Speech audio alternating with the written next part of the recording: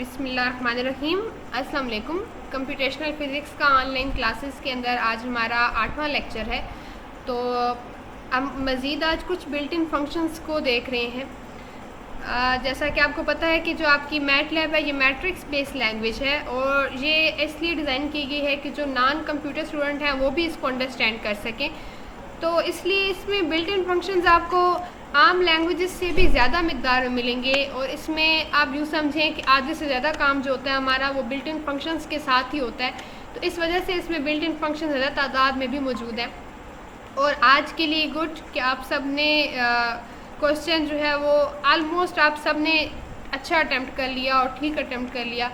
तो इसी तरह अगर कोशिश करते रहेंगे तो ही आप पेपर के लिए रेडी होंगे। ठीक है, तो आज का जो हमारा फंक्शन है पहला वो है पॉलीडेर। अब पॉलीडेर स्टैंड करता है पोलिनोमियल डिफरेंशिएशन। और एक मिनट मैं इसका पॉइंटर लगा लूँ जी। पॉलीडेर स्टैंड करता है पोलिनोमियल डिफरेंशिएशन। इसका सेंटिक्स है k is equal to polyder of p। p का मतलब पोलिनोमियल्स। ठीक है, आगे आपको मैं दिखाती हूँ कि पोलिनोमियल किस तरह के होते हैं। It returns the derivative of polynomial represented by a coefficient in p। क्या करता है कि ये फंक्शन जो हमारे पास है ये डेरिवेटिव रिटर्न करता है इस p पोलिनोमियल का कैलकुलेट करके। इसके सिवा भी मैंने पहला सेंटेक्स आपको बताया है और इसी से रिलेटेड जो एग्जांपल है पहले वो डिस्कस करते हैं, उसके बाद जो है अगले वाले जो सेंटेक्स हैं वो मैं आपको समझाऊंगी। तो ये मेरे पास एग्जांपल है जिसमें ये मेरे पास एक पोलिनोमियल है और इस पोलिनोमियल में आप देख रहे हैं कि x की हाईएस्ट पावर जो है वो 5 है, फिर 4 मिसिंग है, फिर 3 है, फिर 2 भी मिसिंग है, फिर 1 है। अभी इसी को आपने एक वेक्टर की फॉर्म में पहले तो रिप्रेजेंट करवाना होगा। तो p पोलिनोमियल है, मैं एक पहले वेक्टर बनाती हूँ p नाम का जिसमें मैं इसी पोलिनोमियल को रिप्रेजेंट करवा रही हूँ। तो जो वेक्टर आप बनाएंगे उसमें आपने क्या करना है, उसमें आपने ये करना है कि ये जो भी आपके पास वेरिएबल्स हैं इनके साथ जो भी हमारे पास कांस्टेंट टर्म्स हैं उनको आपने लिखते जाना है। जैसा कि हमारे पास पहला x पावर 5 है, इसके साथ कांस्टेंट टर्म क्या है 3, तो लिख देंगे 3 को। x4 मिसिंग है तो हमने उसकी जगह 0 लिख देना है। फिर x3 है उसके साथ कांस्टेंट टर्म -2 है तो -2 लिखेंगे। फिर x2 है, x2 मिसिंग है, x2 मौजूद नहीं है तो उसकी जगह लग जाएगा 0। फिर सिंपल वाला x, इसके साथ कोफिशिएंट आप देख रहे हैं कुछ भी नहीं है। तो जब कुछ भी ना हो तो इसका मतलब है कि 1 है। और आखिर में जो कांस्टेंट टर्म होती है मतलब जिसके साथ कोई वेरिएबल नहीं आ रहा होता वो हम एज इट इज़ ही लिख देंगे। ठीक है, अच्छा अब ये वाला हमारे पास p वाला पोलिनोमियल हमने एक वेक्टर फॉर्म में रिप्रेजेंट करवा दिया। अब हम इसका डिफरेंशियल लेंगे। अगर हम इसका डिफरेंशियल लें तो इसका डिफरेंशियल क्या बनना चाहिए, आपको पता है जब d/dx लेते हैं तो जो पावर होती है वो कोफिशिएंट से मल्टीप्लाई होती है और इसमें से एक माइनस हो जाता है तो ये बनेगा 15x4, ये बनेगा 6x2, इसकी जगह बन जाएगा 1 और जो कांस्टेंट होती है वो 0 हो जाता है। तो अगर इसका डेरिवेटिव लें तो वो ये बनता है। और अभी हमने इसको वेक्टर की फॉर्म में और पॉलीडेर का फंक्शन इस पे अप्लाई किया। तो जब पॉलीडेर का फंक्शन इस p पे हमने अप्लाई किया तो इसका जवाब ये बनेगा जो कि इसी को रिप्रेजेंट कर रहा है, बस एक वेक्टर की फॉर्म में रिप्रेजेंट कर रहा है। जैसे हाईएस्ट पावर x4 है और इसका कोफिशिएंट 15 है तो देखिए 15 ही आया।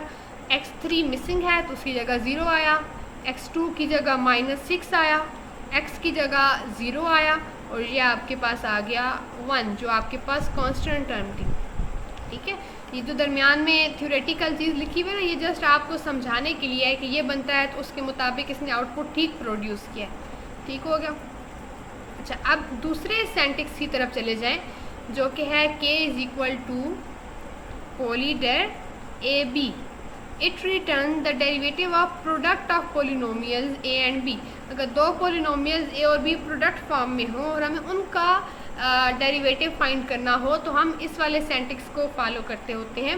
इस चीज़ को मैं आपको अगली एग्जांपल में दिखाती हूँ जी। ये हमारे पास दो पोलिनोमियल हैं ax, एक का नाम रखा, एक का नाम रखा b ऑफ x। अब इसी इन दोनों को पहले तो उसी तरह आपने क्या करना है कि एक वेक्टर की फॉर्म में रिप्रेजेंट करवा देना है। इसका कोफिशिएंट कुछ नहीं है तो मतलब 1 है, इसका कोफिशिएंट -2 है, स्क्वायर वाली टर्म मिसिंग है उसकी जगह 0, सिंपल वाली टर्म मिसिंग है उसकी जगह भी 0, और यहाँ पे आपके पास कांस्टेंट टर्म 11। इस तरह इसको भी रिप्रेजेंट करवाएं। एक्स स्क्वायर के साथ कुछ नहीं है तो मतलब 1, एक्स के साथ -10, और ये आपके पास कांस्टेंट टर्म आ गई 15। तो ये आपने दो वेक्टर्स रिप्रेजेंट करवा दिए। अब हम पॉलीडेर वाले फंक्शन को ही इस्तेमाल कर रहे हैं, लेकिन दो मल्टीप्लाई में जब हमारे पास फंक्शंस हो तो उनका डेरिवेटिव लेने जा रहे हैं। तो आपको पता है इसका रूल होता है डेरिवेटिव लेने का बाकायदा, लेकिन यहाँ पे आपको उस रूल में कंसर्न जाने की ज़रूरत नहीं है। ये वाला फंक्शन ऑटोमेटिकली उसको कैलकुलेट कर देगा। तो आप जस्ट लिखेंगे पॉलीडेर ऑफ ए बी, तो ये हमारा क्यू में इन दोनों का जो डेरिवेटिव है वो स्टोर हो जाएगा, और जो डेरिवेटिव बेसिकली होगा वो ये होगा। और इसी को इसमें हमने मतलब जो हमें आंसर मिला है वो वेक्टर फॉर्म में रिप्रेजेंट करके मिला है, पोलिनोमियल फॉर्म में आंसर नहीं मिलता होता। ठीक है, तो आंसर ये मिलेगा और असल में जो होगा वो ये होगा। ये आपको साथ में इसलिए दिखाया जा रहा है ताकि आप इस चीज़ को याद रख सको कि हमने मतलब हमारा आंसर आना क्या चाहिए था, क्या वही आया या नहीं आया। जी, अब आगे चलते हैं। पहले इसका थर्ड सेंटेंस देखते हैं, फिर इसको देखते हैं। जी, तो यहाँ पे अब पहले आपने देखा ना कि आपके पास जहाँ पे आउटपुट स्टोर होना है उधर एक एक वेरिएबल लिखा था, यहाँ पे 2 लिख दिए, क्योंकि अब हमारे पास जो टर्म आने लगी है जिसका हम डेरिवेटिव लेने लगे हैं वो क्वोशिएंट फॉर्म में है। क्वोशिएंट फॉर्म में मतलब जो डिवाइड की फॉर्म में है, तो it return the derivative of quotient of polynomial A and B, और ए और बी जो डिवाइड के फॉर्म में होगा ये उसका आपको आंसर रिटर्न करके देगा। अब कैसे आंसर रिटर्न करके देगा हम उसको आगे डिस्कस करते हैं। जी, ये रही एग्जांपल। हमारे पास ये एक पॉलिनोमियल है और इसका डेरिवेटिव लेने को कहा गया है। अब जिस तरह मल्टीप्लिकेशन के डेरिवेटिव लेने के बाकायदा रूल होता है, उस तरह डिवीजन में भी जब पॉलिनोमियल हो उनका भी डेरिवेटिव लेने का हमारे पास ख़ास रूल मौजूद होता है। तो पहले हम ऐसा करेंगे, इस पी और इस क्यू को अलग अलग वेक्टर की फॉर्म में रिप्रेजेंट करवाएंगे। अब इसका नाम पी रखा है और इसका नाम मैंने वी रख दिया है। अब पी इसका आप जस्ट पहले रिप्रेजेंट करो 1 -3, फिर आ जाएगा x में कुछ नहीं है तो x की जगह x4 था पहले 1, फिर x3 भी कुछ नहीं था उसकी जगह 0, x² के साथ -3, x में की जगह कुछ नहीं था तो 0, फिर आ गया -1। इसी तरह x+4 x के साथ 1 है तो पहले 1 लगा देंगे, फिर वो जो कांस्टेंट टर्म है 4 वो लगा दी। तो ये आपके पास दो जो हमारे पास वेक्टर्स हैं वो रिप्रेजेंट हो गए। अब इनका मतलब हमने डेरिवेटिव लेना है, तो ये बेसिकली इस फॉर्म में है। अब यहाँ पे ये जो चीज़ लिखी गई है जस्ट फॉर्म के लिए लिखी गई है। कोड आपका ये वाला है जो आपको ये वाइट बार्स के अंदर नज़र आ रहा है ना, तो आपका कोड ये वाला है, बाकी जो चीज़ें हैं वो जस्ट आपको समझाने के लिए लिखी गई हैं।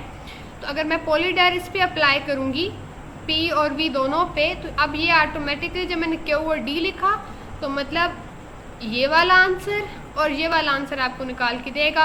और क्यू वैसे अगर आप मैनुअली निकालें तो ये बनता है और डी ये बनता है। इसने वही जवाब दिया, बस फ़र्क ये है कि वो वेक्टर फॉर्म में जवाब देगा, पॉलिनोमियल की फॉर्म में जवाब नहीं देगा। अच्छा जी, अब चलते हैं अगले अपने फंक्शन की तरफ जो कि है पॉली इंट। अब जैसे पॉलीडेर था ना तो वो डेरिवेटिव को रिप्रेजेंट कर रहा था डेर, इसी तरह पॉली इंट जो है ये आपके पास इंटीग्रेशन को रिप्रेजेंट कर रहा है, पॉलिनोमियल इंटीग्रेशन को रिप्रेजेंट कर रहा है। इंटीग्रेशन और डेरिवेटिव के कंसेप्ट तो आप ऑलरेडी जानते होंगे, तो वो मुझे दोबारा से रिवाइज आपके सामने करने की ज़रूरत नहीं है। तो इसके भी 2 सिंटैक्स हैं, पहले एक सिंटैक्स देखते हैं फिर दूसरा। तो देखिए पहले पॉली इंट पी के।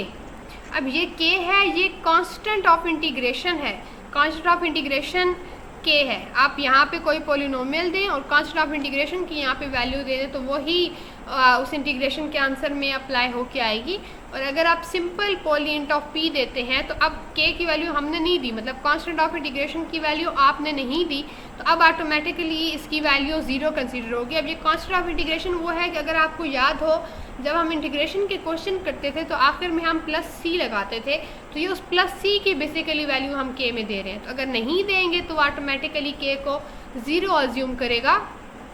इसी चीज़ को इस एग्जाम्पल की मदद से अंडरस्टैंड करते हैं। अब ये मैंने एक वेक्टर लिया और इसकी इंटीग्रेशन हम करने जा रहे हैं। तो ये मेरे पास वेक्टर है, इसको पहले तो रिप्रेजेंट करवाएं। तो सबसे हाईएस्ट पावर है 4, उसका कोफिशिएंट 3, फिर 3 वाली पावर उसका कोफिशिएंट 0, फिर 2 वाली पावर उसका कोफिशिएंट -4, फिर 1 वाली उसका कोफिशिएंट 10 और फिर कांस्टेंट वाली जो टर्म है -25 वो आ जाएगी। अच्छा, अब क्या करेंगे हम पोली ऑफ इंट अप्लाई करेंगे इस पी वाले पे। जब पोली ऑफ इंट अप्लाई करेंगे इस पी वाले पे तो ये आपके पास जवाब आएगा और ये उस कांस्टेंट के की जगह जो है वो 0 लगा हुआ है। ठीक है। अच्छा जी, नेक्स्ट हमने जो फंक्शन पढ़ना है आज वो है पोलीवैल। अब पोलीवैल बेसिकली क्या है, इसे हम कहते हैं पोलिनोमियल इवैल्यूएशन। पोलिनोमियल इवैल्यूएशन का क्या मतलब है कि आप उस पोलिनोमियल में वैल्यू पुट करके आंसर निकालें बेसिकली। ठीक है। तो पोलीवैल का सेंटेंस ये है कि आप पोलीवैल लिखते हैं, यहाँ पे वो पोलिनोमियल पी पास करते हैं, मतलब जो एक वेक्टर होगा बेसिकली, और यहाँ पे आप वो वैल्यू देंगे जिस वैल्यू पे आप इस पोलिनोमियल की वैल्यू एवेलुएट करना चाहते हो। यहाँ पे इसी चीज़ की डिस्क्रिप्शन लिखी हुई है। ये फंक्शन क्या करेगा, evaluates the polynomial p at each point in x। x का जो हर एक पॉइंट है उस पे इस पोलिनोमियल की वैल्यू फाइंड की जाएगी। अब इसी चीज़ को आपके सामने मैं एग्जांपल की सूरत में रिप्रेजेंट करती हूँ। जी, तो ये मेरे पास एग्जांपल है 3x² + 2x + 1 और at the point x = 5, 7, 9 the polynomial coefficients can be represented by the vector। मतलब यही जो पोलिनोमियल है इसको हमने वेक्टर की फॉर्म में रिप्रेजेंट करवा दिया। x² का कोफिशिएंट, x का कोफिशिएंट और फिर कांस्टेंट वाली टर्म। ठीक है। और फिर हम लिखेंगे y = polyval p of x। अब ये क्या करेगा कि x की हर एक वैल्यू के लिए इस पोलिनोमियल की जो इस पोलिनोमियल को एवेलुएट करता जाएगा। ठीक है। तो इसको आप रन करके देख लीजिएगा। इसका जो आंसर है वो आई थिंक सो पूरा यहाँ पे अटैच नहीं हो सका, तो आप इसको रन करके देख लीजिएगा। बस बात ये है कि x की जो भी वैल्यूज़ हैं उन सब वैल्यूज़ के लिए उस पोलिनोमियल को ये एवेलुएट करके दिखाएगा।